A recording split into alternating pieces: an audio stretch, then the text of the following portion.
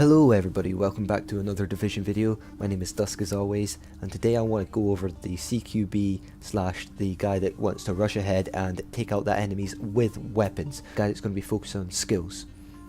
Now, for a start, you're going to want to focus in firearms and stamina.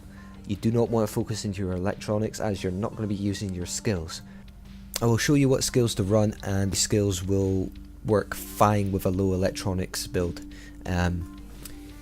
The skills that I actually want you to run is Pulse. I'd advise running with the, the tactical scanner, just to increase your damage.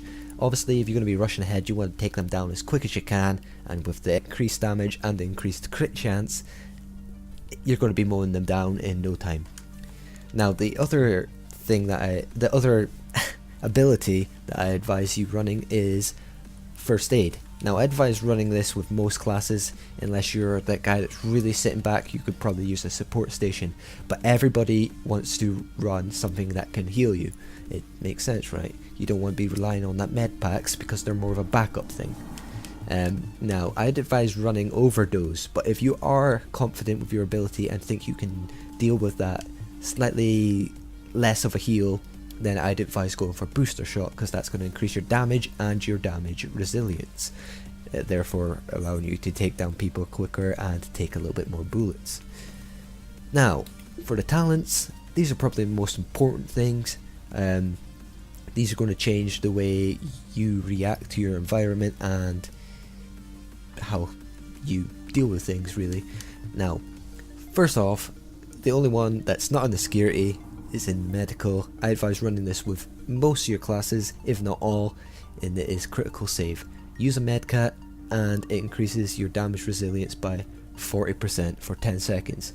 Now, this gives you enough time to get back into cover, or maybe even take that guy down. Like if you're in the dark zone, this has happened to me so much times. A rogue's turned on me, or an agent has turned on me, went rogue. I've had to pop my medkit. With that 40% increased damage resilience, that's bringing me up to 95% since I've maxed out on armor, and I can just mow him down and he's doing no damage to me. So it's really handy in the dark zone. Now, this is another one I would advise running on all your classes, just because it's so OP and it just helps so much with that ammo. And obviously, for this case, you're going to be that guy that's rushing up ahead. You don't want to have to fall back and get more ammo, or run around and try and get ammo from the guys you're shooting at, because that just ain't going to turn out well. So this will just help you use less ammo. Now, for the next one, you want to use Precision. This is going to help you communicate with your team. For instance, if you're taking out a priority target, maybe it's a big guy.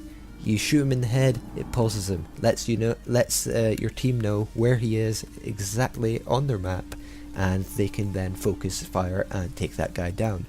I try to run this as much as I can, especially when we're running challenge mode, as it is one of the most handy perks, and dare I say it's probably one of the most underrated perks in this game.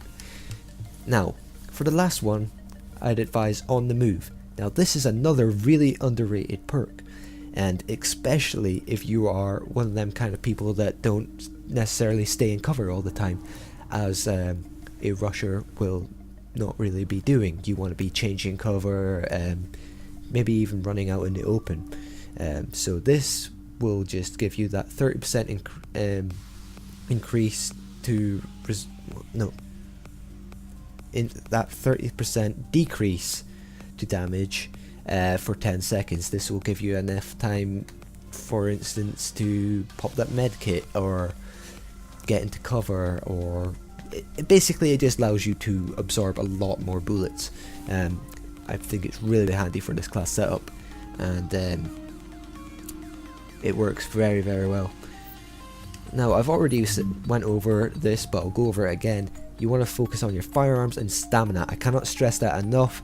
This is what will help you so much, because you want obviously that firearms so you can take down the enemies nice and quick before they get shots on you, but you also want that health, because you're going to be running up ahead, you're going to be hitting, you're going to be getting hit by a lot of bullets, so you're gonna have to deal with that. You're gonna have to boost up your health. Like if you had like 40k health, you probably get dropped.